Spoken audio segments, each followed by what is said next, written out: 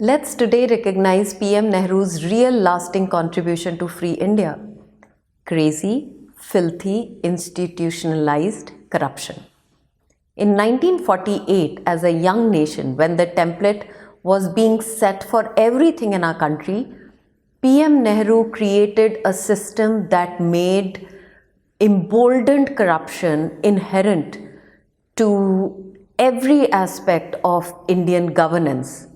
It started early and strong with the Jeep scandal. Pakistan had attacked India in Kashmir in 1948, and our newfound army needed everything, transportation and weapons, etc., super urgently. We need to recall how desperately poor we were at that time.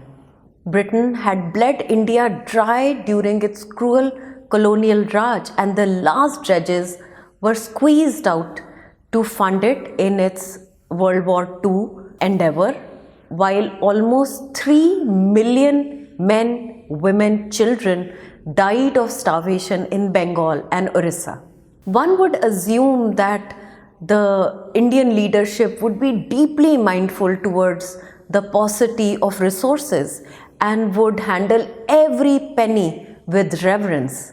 Sadly, that was absolutely not the case. It was decided that the urgent purchases would be made from UK. High Commissioner V.K. Krishna Menon, weirdly and breaking all protocols, single-handedly decided to buy ready-to-use second-hand jeeps from a dubious company and gave a large advance without a well-drawn contract and paperwork. Out of the requirement of 4,600 jeeps, 2,000 were ordered and only 155 were received in India in the first installment and were in such pathetic disrepair that the jeeps could not be driven to the nearby Karaj from the port. Please remember, we were at war at that time. One would assume that when such treacherous deceit towards the basic needs of our armed forces would have come to light, V.K. Krishna Menon and all those who were involved in this corruption would be brought to task to ensure that no one would ever dare to make money off of the needs of our brave soldiers ever again. Right? No, absolutely wrong.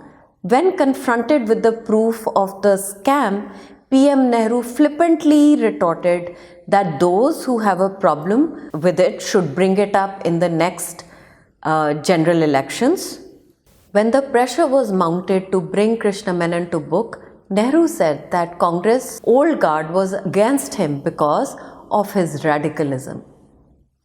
The scam was recognized by an inquiry committee and was set up under G.B. Pant, but no heed was paid to its findings. Menon went on to become our defense minister and is immortalized till date with a prominent road named after him in New Delhi. The Jeep scandal set a solid foundation of corruption in our system. When India was fledgling to stand on its own, it was pummeled with one corruption case after another. Scamsters, leadership, encouraged with the support of PM Nehru, ran amok.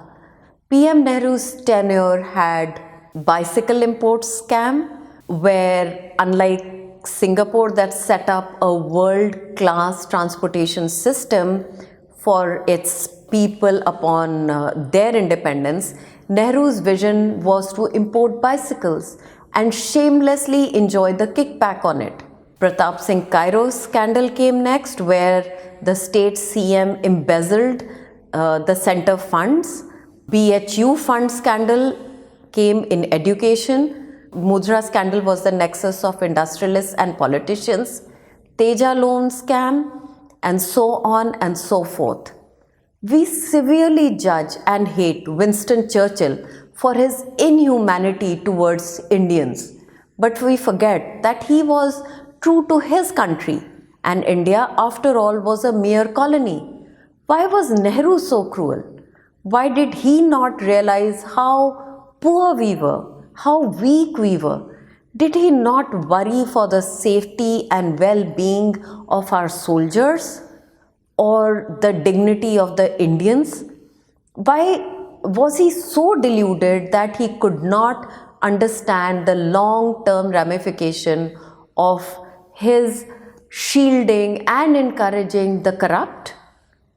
As per me, PM Nehru was the biggest demonic misfortune to fall on us and is for sure the very worst PM in a long line of Congress creeps. Understanding the past leads to an informed future.